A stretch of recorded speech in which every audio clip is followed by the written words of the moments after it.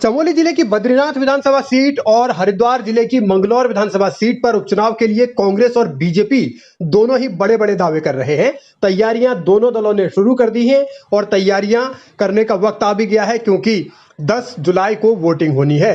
कांग्रेस के प्रदेश अध्यक्ष करण महरा लगातार 2 दिनों से चमोली में डटे हुए हैं। बद्रीनाथ विधानसभा सीट को लेकर समीक्षा बैठक कर रहे हैं, कार्यकर्ताओं के साथ, नेताओं के साथ आगे की रणनीति पर मंथन कर रहे हैं। तो भारतीय जनता पार्टी 2 कदम आगे है। बीजेपी ने पहले ही यहां प्रभारी भी नियुक्त किए और अब बीजेपी दावा यह कर रही है कि वो अपने स्तर पर आने वाले दिनों में जल्द ही उम्मीदवार भी घोषित करवा देगी। भारतीय जनता पार्टी दोनों बाई इलेक्शन बद्रीनाथ विधानसभा और मंगलौर विधानसभा की हमारी तैयारी पूर्ण हो चुकी है, जहाँ हमने प्रभारी पहले बना दिए थे। आज हम दोनों सीटों के लिए पैनल केंद्र को भेज देंगे और मुझे लगता है कि 2 दिन के अंदर प्रत्याशी की घोषणा हो जाएगी। उसका स्टार प्रचारकों की सूची पर हमारा मंथन चल रहा है। माननीय मुख्यमंत्री जी का दोनों विधानसभाओं के अंदर सभाएँ हों, इसका हमने चार्ट हमने तैयार किया है और निश्चित रूप में कहते हैं प्रदेश सरकार के सारे मंत्रीगण और उस जिले के प्रभारी मंत्री डॉक्टर धन सिंह रावत जी बद्रीनाथ में रहेंगे और हरिद्वार के प्रभारी मंत्री जी को हम हरिद्वार की जो मंगलौर विधानसभा है उस पर विशेष रूप से हम काम का दायित्व उनको देने वाले हैं। मैं विश्वासपूर्वक कह सकता हूँ कि दोनों विधानसभाएं भारतीय जनता पार्टी प्रचंड बहुमत से जीतेगी।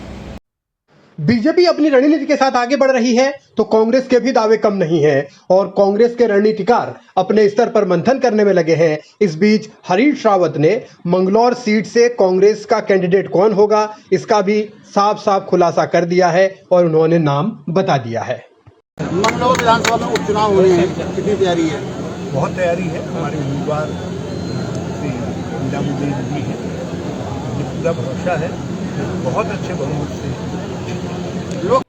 मंगलौर सीट को लेकर हरीश रावत ने जिन काजी निजामुद्दीन का नाम लिया है उनका टिकट करीब करीब फाइनल है। औपचारिक ऐलान का इंतजार किया जा रहा है। काजी निजामुद्दीन मंगलौर से पहले भी विधायक रहे हैं। 2022 में भी चुनाव लड़े थे, तब वो हार गए थे। इस बार जब लोकसभा के चुनाव हुए हैं तब भी मंगलौर से कांग्रेस को तकरीबन 46,000 वोट पड़े हैं और बीजेपी पर भारी बढ़त उन्होंने हासिल की थी। और अब बद्रीनाथ सीट का अगर जिक्र होता है तो वहां कांग्रेस की तरफ से लखपत बुटोला को उम्मीदवार बनाए जाने की चर्चा चल रही है। लखपत बुटोला कांग्रेस के प्रवक्ता भी हैं उत्तराखंड में और जिला पंचायत के सदस्य भी रहे हैं। पार्टी स्तर पर इस बात को लेकर मंथन हो रहा है। हालांकि औपचारिक ऐलान का इंतजार चमोली की बद्रीनाथ सीट पर भी करना पड़ेगा। बीजेपी की ओर से राजेंद्र भंडारी दावेदार हैं, कुछ और नेता भी दावेदार हैं। हालांकि माना यही जा रहा है कि राजेंद्र भंडारी के नाम पर मोहर लग सकती है, लेकिन महेंद्र भट्ट के बयान ने कुछ धड़कनें जरूर बढ़ाई हैं।